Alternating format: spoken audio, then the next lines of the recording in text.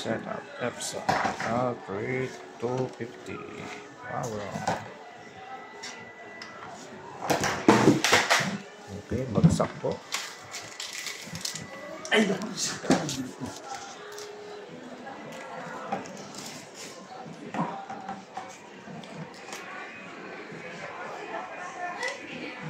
sasalita ka, hindi yung igagalan mo lang ha. Hindi, nagsasalita ako. Nabagsak nga po yung lalagyan eh. Po, tayo nyo lang pang umilaw ta. Yan, press nyo lang po ito 4 to 5 seconds. Hold.